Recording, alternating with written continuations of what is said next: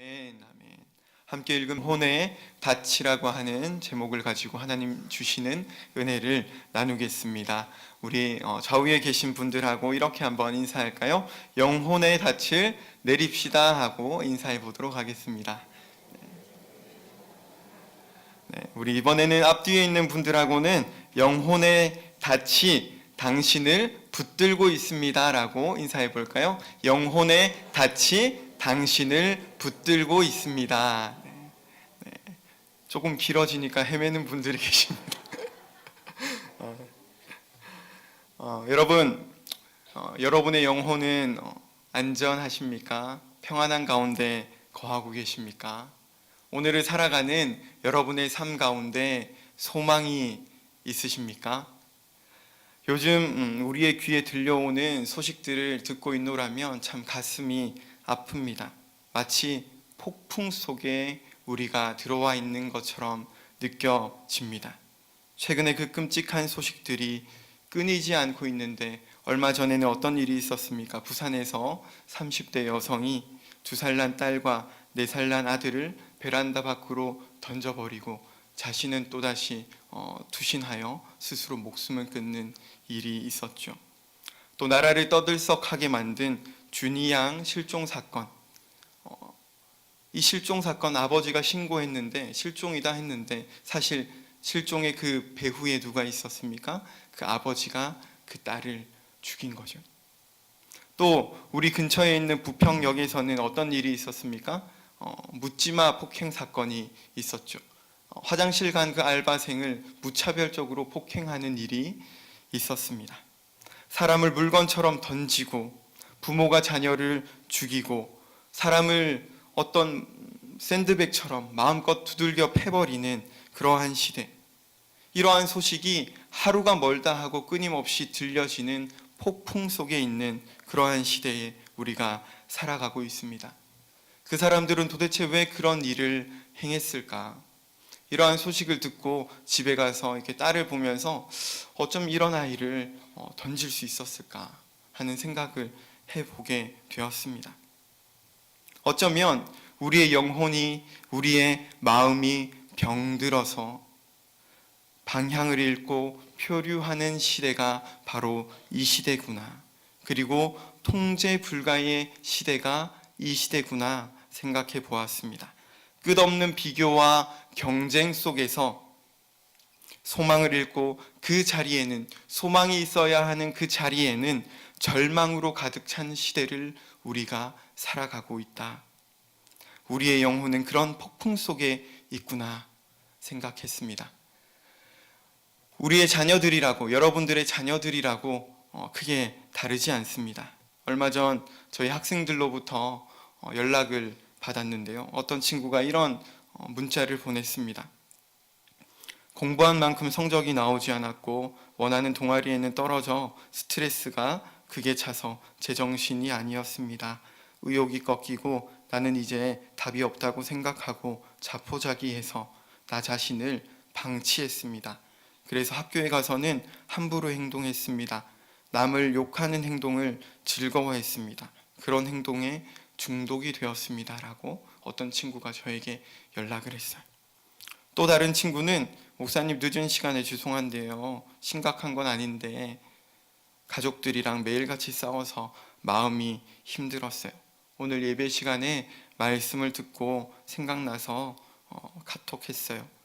기도 부탁드리고 싶어요. 우리 가정 상황 아시잖아요. 이런 이야기, 이런 문자들을 받고 있습니다. 다시 한번 말씀드리지만 저와 여러분이 살아가는 이 오늘은, 그리고 이 오늘의 우리의 영혼은 풍랑 속에 던져진 배와 같습니다. 집채만한 파도가 끊임없이 들이닥치고 하늘은 열린 듯 폭우가 쏟아져 내리고 그 속에서 폭우와 이 배, 그 속에 있는 그 배를 한 번에 뒤집어 버릴 것 같은 그 바람이 몰아닥치고 있죠. 할 수 있는 것, 내가 할 수 있는 그 모든 방법들을 동원해 보지만 내가 원하는 대로 이 배가 움직이지 않습니다. 뜻한 대로 갈 수도 없고 오히려 그 배는 그 폭풍 속에서 부서져만 가는 것.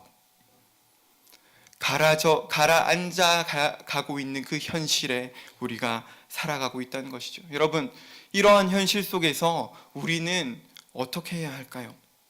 어떻게 하면 이 폭풍우 풍랑 속에서 살 수 있을까요? 여러분, 오늘 설교 제목이 뭐였습니까? 영혼의 닻이었죠. 닻 아십니까? 닻이 무엇인지 아십니까? 그 배에 보면 보통 앞쪽에 이렇게 매달려 있는데, 이 닻은 배를 정박시킬 때 쓰는 도구죠. 보통 사슬이나 케이블, 밧줄 같은 것에 이렇게 연결되어 있어서 그것을 내리면 그 닻이 해수면 바닥에 닿으면서 배가 고정되어지는 그러한 역할을 하는 것이죠. 폭풍 속에 있는 우리가 해야 할 일은 그것과 같습니다. 무엇이냐 하면 우리 영혼의 닻을 내리는 것이죠. 그래야 우리가 이 폭풍 속에서 떠내려가지 않습니다. 심하게 흔들리지 않습니다. 표류하지 않을 수 있습니다. 그런데 제가 여러분들에게 던지고 싶은 질문은 이것입니다. 여러분은 어떤 닻을 내리고 있습니까? 그리고 여러분은 여러분의 그 내린 그 닻을 어디에다가 내리고 있습니까? 세상 사람들은 자기가 가진 그 닻을 자랑하죠. 어떤 닷들을 자랑합니까? 돈의 닷. 야, 이거 봐, 나 이만큼 있어. 이거면 안전해. 권력의 닻을 자랑하죠. 능력의 닻을 자랑합니다. 그리고 또 어떤 사람들은 백, 내 뒤에 이런 사람들이 있어 하고 백을 자랑하며 그 백의 닻을 자랑합니다. 그런데 과연 이러한 것들이 그들이 심한 풍랑을 만났을 때, 폭풍우 속에 있을 때 그들의 그 배를 지켜줄 수 있을까요? 과연 그들의 닻이 안전하다면, 깨어지지 않는 것이라면 우리 주변에 있는 수많은 갑부들 혹은 기업가들, 정치가들, 연예인들 혹은 그들의 자녀들, 그들은 안전한 인생을 살아야겠지요. 그런데 우리가 역시 하루가 멀다 하고 듣는 소식들 속에 이러한 사람들의 소식들을 듣죠. 스스로 목숨을 끊는다든지, 아픔 속에 있다든지, 우울 속에 있다든지 하는 얘기를 심심찮게 들을 수 있습니다. 여러분, 이것이 무엇을 의미합니까? 그들이 그렇게 자랑하던 바로 그 닷, 그것이 그들의 영혼을 안전하게 지켜주지 못한다라는 것이죠. 그렇다면 여러분, 무엇이 우리의 그리고 여러분의 안전을 보장해 줍니까? 여러분, 혹시 이런 말 해본 적이 있으십니까? 야, 우리 아빠한테 다 말할 거야. 야, 우리 엄마한테 다 말할 거야. 이런 말 해본 적 있으십니까? 저만 해봤군요. 네. 어릴 적, 지금 말고 어릴 적에 아마 한 번씩은 이런 얘기를 해보지 않았을까? 야, 우리 엄마한테 다 말할 거야. 어떤 상황에 이런 이야기를 합니까? 아이들이 다툼을 하거나 어떤 논쟁이 있을 때, 말싸움을 할 때, 한참을 싸우다가 해결이 되지 않을 때, 답이 없을 때 이런 얘기를 하죠. 야, 우리 아빠가 세거든? 우리 아빠한테 얘기할 거야. 막 그러죠. 사람은 본능적으로 자신보다 더 강한 무언가를 의지합니다. 그렇기 때문에 이런 말을 하죠. 우리 16절, 오늘 본문 16절 말씀을 함께 한번 읽어보겠습니다. 시작. 사람들은 자기보다 더 큰 자를 가리켜 맹세하나니 맹세는 그들이 다투는 모든 일의 최후 확정이니라. 아멘. 여기서 더 큰 자를 가리켜 맹세한다라는 말은 더 큰 사람을 증인으로 부른다라는 말과 같습니다. 예를 들면 여러분, 우리가 집을 계약할 때 직거래를 하나요? 대부분 부동산에 가서 계약을 하죠. 왜 그렇습니까? 공인중개사라는 그 직업, 그분들이 이 계약에 대해서 보증해 주기 때문이죠. 과거의 암행어사들은 무엇을 들고 다녔습니까? 마패라고 하는 것을 들고 다녔죠. 그래서 우리는 드라마나 이런 사극 같은 것들을 보면 암행어사 출두요 하면서 마패를 들이대는 암행어사들을 볼 수 있습니다. 그것으로 말도 탈 수 있고 자신의 신분도 보여주는 것이죠. 그러면 여러분, 이 마패, 그 암행어사의 배후에는 누가 있습니까? 바로 왕이 있습니다. 그렇기 때문에 이 암행어사가 힘이 있는 존재인 것이죠. 그 사람 자체가 힘이 있는 것이 아니라 그 사람을 보낸 사람이 왕이기 때문에 힘이 있는 것입니다. 그렇다면 여러분, 저와 같은 부교역자들에게 최후의 보루는 무엇일까요? 여러분들을 대할 때 집사님, 담임 목사님께서 하라고 하셨습니다. 네. 마패와 같은 더 강한 사람을 의지하는 것은 어떤 반박을 함에 있어서 최후의 것과 같습니다. 맨 끝입니다. 그래서 아이들은 하다 안 되면 울면서 야, 우리 아빠한테 다 말할 거야, 우리 엄마한테 다 말할 거야, 그러는 거죠. 혹시 지금도 그렇게 하는 분 계신가요? 우리는 자라면서 이런 말을 잘 하지 않게 되죠. 왜 그럴까요? 커가면서 우리 엄마, 우리 아빠의 실체를 알아가기 때문이죠. 아, 우리 엄마 아빠가 어렸을 땐 정말 강한 분이라고 생각했는데, 그런 줄로만 믿었는데 커가 보니 나랑 비슷한 존재구나. 물론 여전히 우리가 존경하는 분들이지만 나와 크게 다르지 않구나. 그러면서 우리는 다른 것들을 의지하게 되죠. 그러나 여러분, 우리 하나님은 다릅니다. 우리 하나님이 어떻게 다른지 말하기 전에 우리 한번 고백해 보는 시간을 가졌으면 좋겠는데요. 저를 한번 따라해 보실까요? 옆 사람을 보고 얘기하면 안 되고요. 왜냐하면 반말을 할 거기 때문에 저를 한번 따라해 보겠습니다. 야! 한 번 더 할게요. 네. 야! 우리 하나님한테 다 말할 거야. 네, 여기 네, 제가 아는 분들은 막 옆 사람 보고 야야 그러고 계신데요. 네. 야, 우리 하나님한테 다 말할 거야. 우리 주님한테 다 말할 거야. 여기에 우리가 살아갈 수 있는 방법이 담겨 있습니다. 이번에는 17절 말씀 한번 함께 읽어보겠습니다. 시작. 하나님은 약속을 기업으로 받는 자들에게 그 뜻이 변하지 아니함을 충분히 나타내시려고 그 일을 맹세로 보증하셨나니. 아멘. 이 같은 본문을 세번역 성경으로 한번 읽어드리겠습니다. 그래서 하나님께서는 그 약속을 상속받는 사람들에게 하나님의 뜻이 변하지 않는다는 것을 더욱 환히 나타내 보이시려고 맹세로서 보증하여 주셨습니다. 아멘.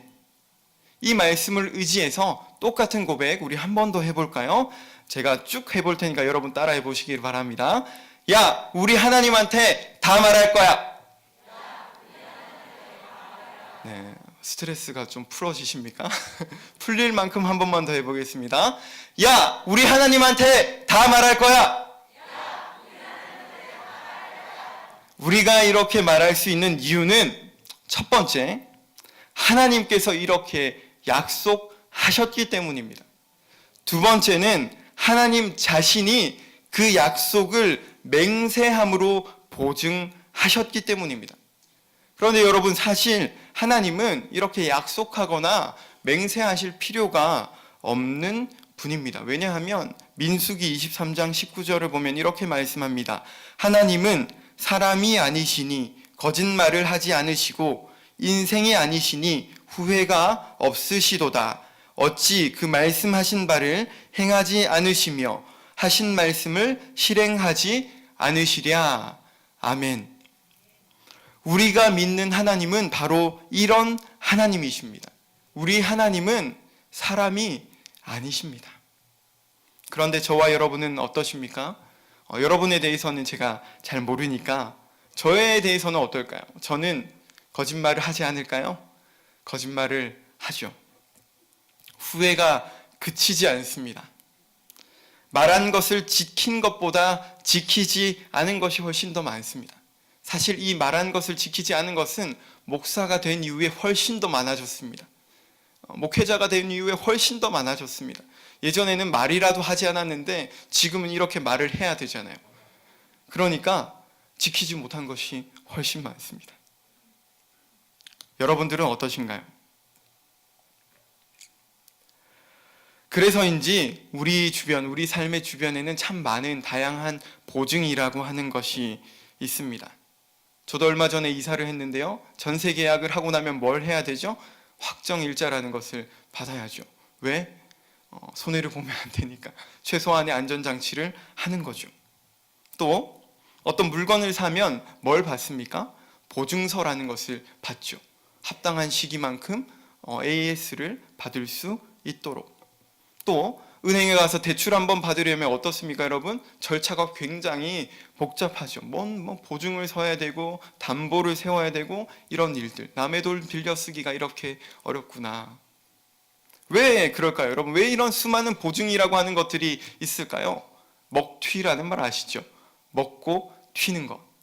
우리는 늘 거짓말하고 후회하고 약속을 지키지 않기 때문에 우리의 사회에는 이러한 보증이라는 제도들이 있는 것이죠. 그러나 여러분, 하나님은, 우리 아버지 하나님은 우리와 같지 않으십니다. 사람이 아닙니다. 그러니까 거짓말하지 않으시고 후회도 하지 않으십니다. 좀 더 정확하게 말하면 하나님께는 후회가 없습니다. 그리고 말한 것은 반드시 행하십니다. 말씀이 곧 행함입니다. 선포가 곧 성취와 같습니다. 그럼에도 불구하고 우리 하나님은 이런 분이심에도 불구하고 하나님은 저와 여러분에게 무엇을 주셨다고요? 약속이라는 것을 주셨고 또 그 약속을 스스로 맹세를 통해 보증하셨다라고 말씀하고 있습니다. 특별히 우리에게 이 성경을 주셨죠. 구약과 신약, 오래된 약속과 새로운 약속, 그것을 우리에게 주셨습니다.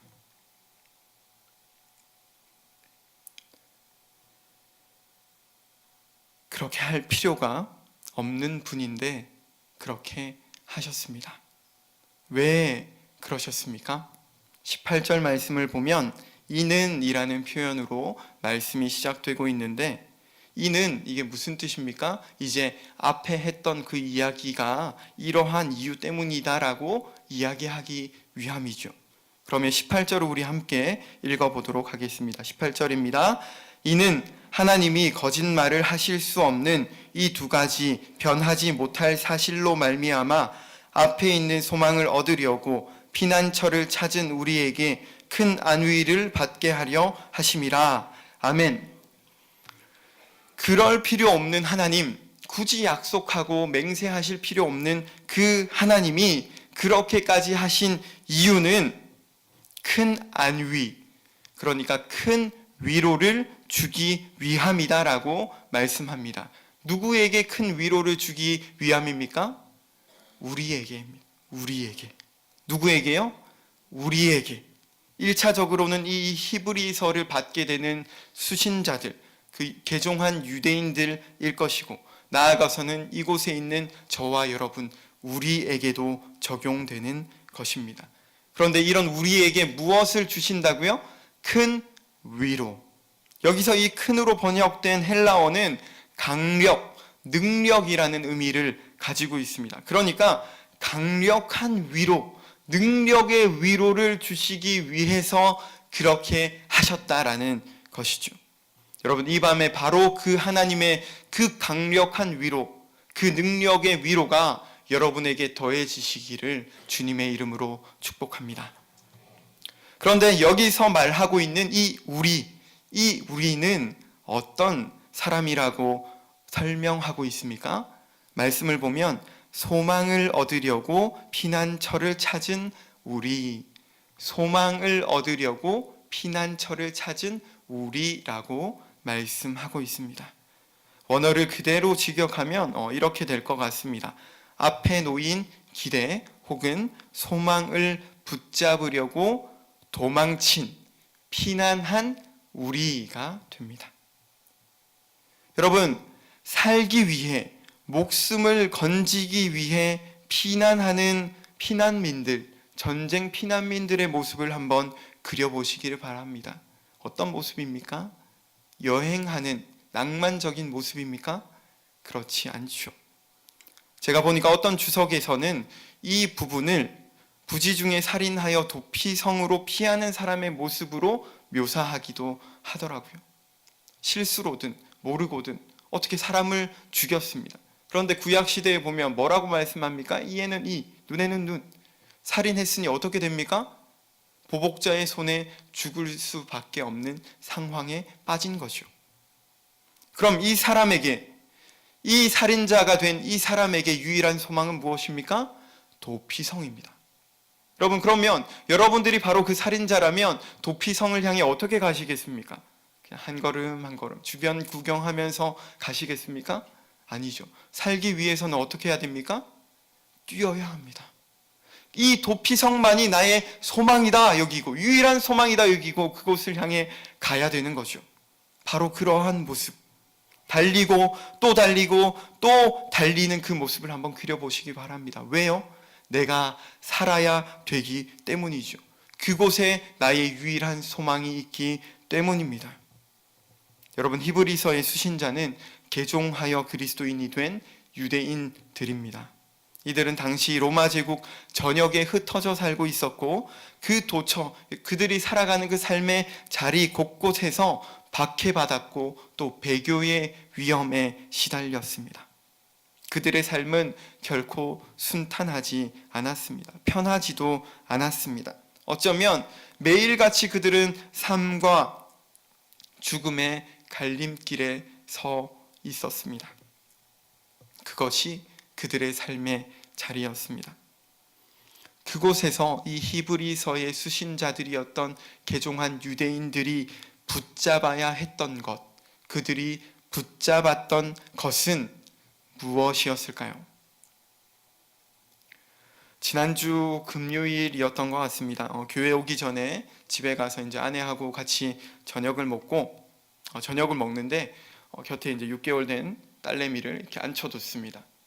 저희가 이제 식사를 하는데 얘가 맛있어 보였는지 계속 오물오물 입맛을 다시는 거예요.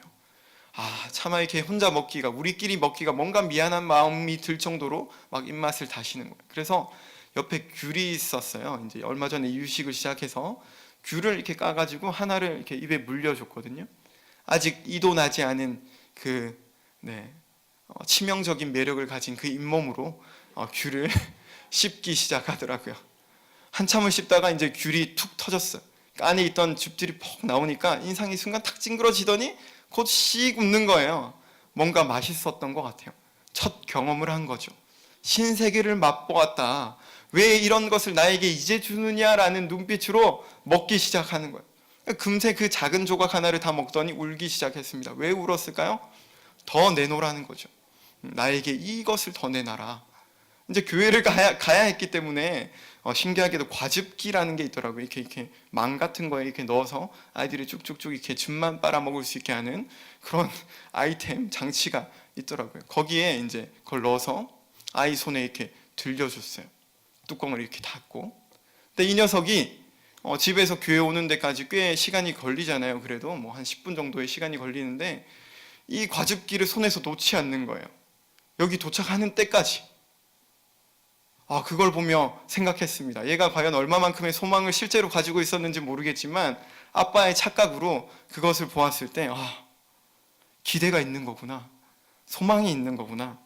내가 이 시간을 버텨내면, 내가 이것을 이 손에서 놓지 않으면 이것을 먹을 수 있는 때가 오지 않을까. 혼자 생각해 봤어요. 이게 소망이구나. 맛본 그것을 붙잡는 것. 여러 가지 유혹과 시험, 흔들리는 그 세상 속에서, 풍랑과 같은 그 환경 속에서도 놓치지 않는 것. 그 소망이, 그 맛볼 것에 대한 소망이 이 시간을 버티게 하는 것이구나라는 생각을 해보았습니다.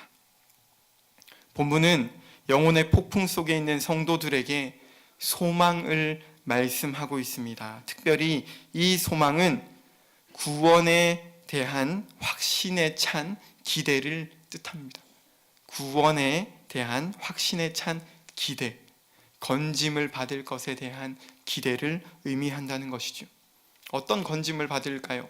두려움에서, 절망에서, 죽음의 위협에서, 죄에서, 아픔과 고통에서 벗어날 것에 대한 확신, 그 확신에서 오는 기대가 바로 소망, 무엇이라고요? 소망이라는 것입니다. 여러분께는 오늘 이 힘겨운 폭풍우와 같은 이 오늘을 버텨내게 하는 소망이 있습니까? 오늘을 살아가는 여러분의 삶의 자리는 어디입니까? 어떻습니까? 우리가 비록 2000년 전 이 히브리서를 받게 되는 그 수신자들이 겪었던 그런 박해는 겪지 않는다 할지라도, 우리에게는 그런 박해가 주변에 없다 할지라도 유심히 살펴보면 저와 여러분은 여전히 박해와 배교의 위협 속에 살아가고 있습니다. 다만 양상이 조금 달라졌을 뿐이죠. 겉모습이 조금 달라졌을 뿐입니다. 어쩌면 그때보다 지금 사탄은 더욱 치밀하고 교묘하게 우리를 유혹하고 속이고 넘어뜨리고 있습니다. 어디에서요? 여러분의 가정에서, 여러분의 직장에서, 학교에서, 그리고 우리가 혼자 있는 그 시간, 우리가 길을 걸어가는 그 순간, 그리고 수많은 미디어들을 통해서 그 풍랑이 끝없이 밀려 들어옵니다. 그 속에서 때때로 우리는 절망하고 두려워하고 염려하고 걱정하며 때로는 쓰러집니다. 그렇지 않습니까? 그럴 때 여러분은 그러한 삶의 자리에서 무엇을 붙잡고 계십니까? 바로 그때 여러분이 붙잡아야 하는 것은 무엇입니까? 오늘 본문은 저와 여러분에게 분명하게 말씀합니다. 뭐라고 말씀하냐 하면 소망이 있다. 소망이 있다. 소망이 있다라고 말씀합니다. 우리 19절을 함께 읽어보겠습니다. 우리가 이 소망을 가지고 있는 것은 영혼의 닷 같아서 튼튼하고 견고하여 휘장 안에 들어가나니. 아멘. 이 말씀에 따르면 저와 여러분은 소망을 가진 자입니까? 가지지 않은 자입니까? 소망을 가진 자입니다. 이미 우리는 소망을 가지고 있습니다. 그리고 우리가 가지고 있는 그 소망은 우리를 휘장 안까지 들어가게 해준다라고 말씀합니다. 그런데 여기서 이 휘장 안은 어디입니까? 성전 안에 있는 지성소, 하나님의 임재가 있는 곳입니다. 그 지성소 입구에서 지성소와 외부의 공간을 막아주는 역할을 하는 것이 휘장이라는 커튼이죠. 과거에는 그 휘장 안을 엿보는 것조차 허용되지 않았습니다. 다만 대제사장이 1년에 한 번 대속죄일에 이스라엘 공동체의 그 죄를 대속하기 위해 들어갈 수 있었습니다. 두려움 속에. 그런데 대체 오늘 본문이 말씀하고 있는 그 소망이 무엇이기에 이 소망이 우리로 하여금 그곳, 어쩌면 두려움의 곳처럼 느껴지는 그곳, 그 지성소에 들어가게 해준단 말입니까? 도대체 그 소망이 무엇이기에?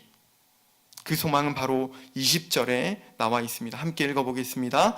그리로 앞서가신 예수께서 멜기세덱의 반차를 따라 영원히 대제사장이 되어 우리를 위하여 들어가셨느니라.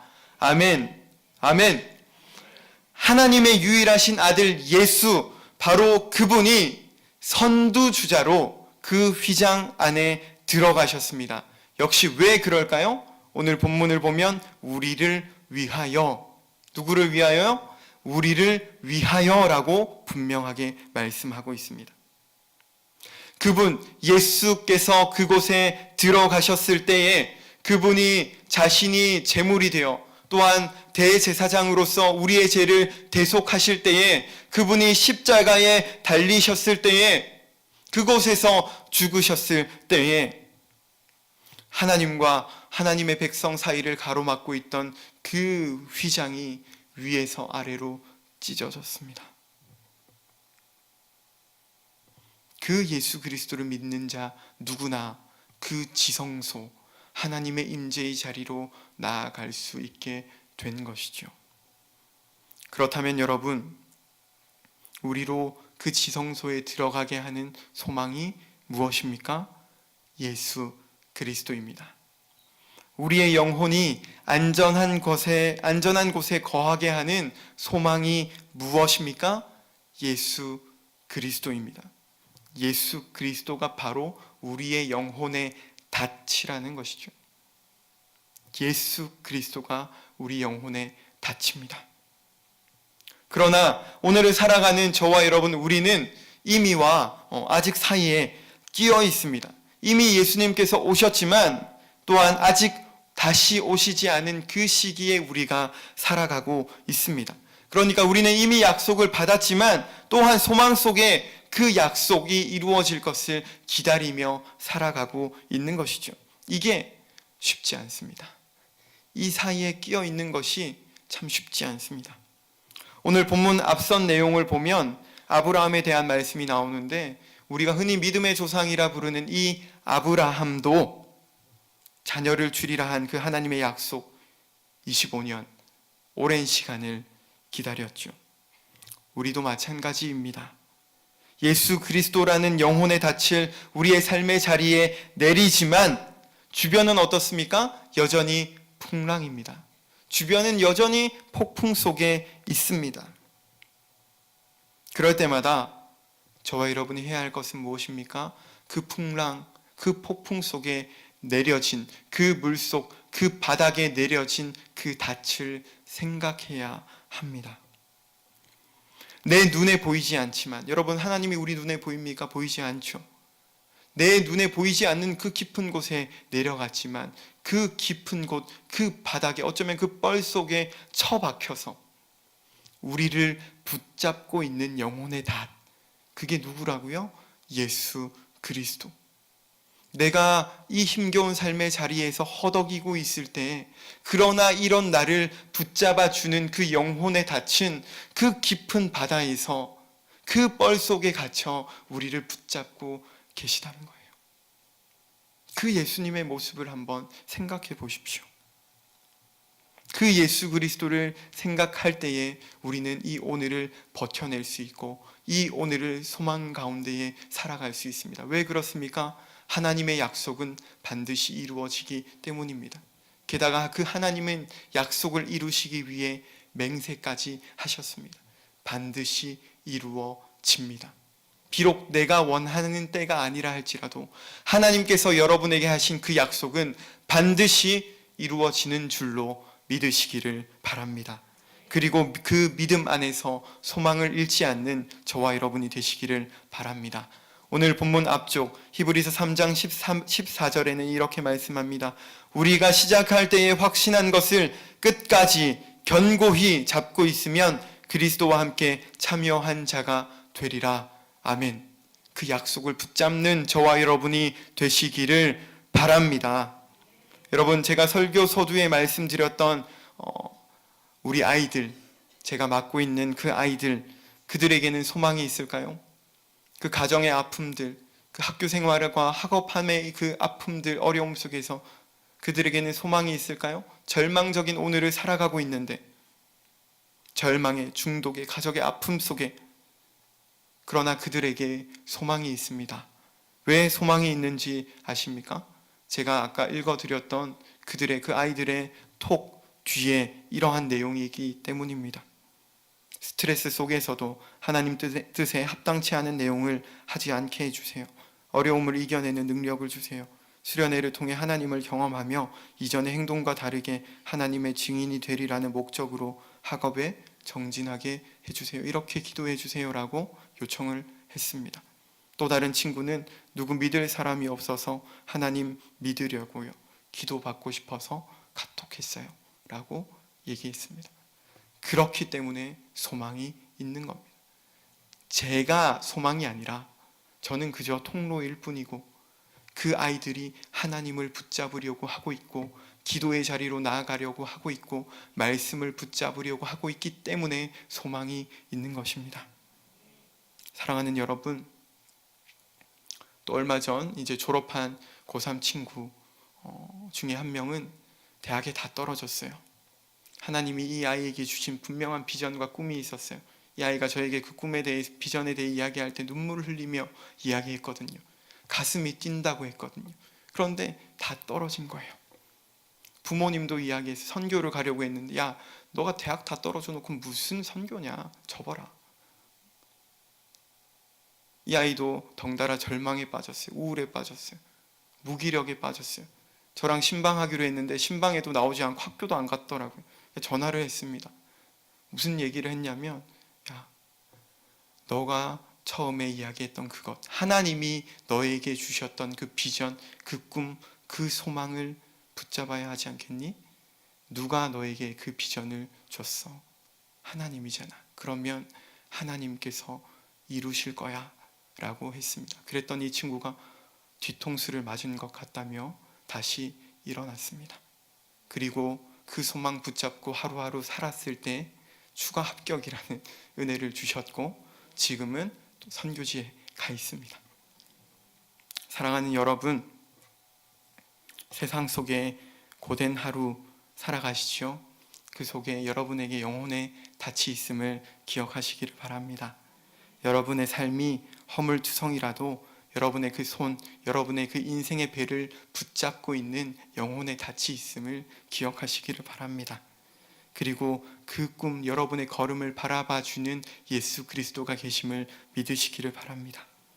그분이 우리의 영혼의 닻이 되시기에 우리는 폭풍 속으로 뛰어들 수 있습니다. 비록 힘들지만. 왜냐하면 이 또한 주님 안에서 지나갈 것이기 때문입니다. 다시 한번 말씀드립니다. 소망을 붙잡으시기 바랍니다. 인내의 자리에 머무르시기를 바랍니다. 그 인내의 자리 끝에 하나님의 약속이 반드시 여러분의 삶에서 이루어질 것입니다. 이 말씀을 준비하면서 내 영혼은 안전합니다 라는 찬양 계속 떠올랐습니다. 우리 함께 찬양하기를 원하는데 가사를 제가 잠깐 읽어드릴게요. 내 아버지 그 품 안에서 내 영혼은 안전합니다. 주 손길로 내 삶을 안으시니 그 평강이 나를 덮습니다. 나 비록 넘어지며 흔들리지만 주 내 안에 거하며 나를 붙드시니 내 생각을 주께로 돌리고 주시는 평강의 옷을 입습니다. 주 약속 안에서 내 영혼 평안해. 내 뜻보다 크신 주님의 계획 나 신뢰해. 두려움 다 내려놓고 주님만 의지해. 주 안에서 내 영혼 안전합니다. 우리 함께 이 찬양 고백하며 기도할 마음 얻겠습니다.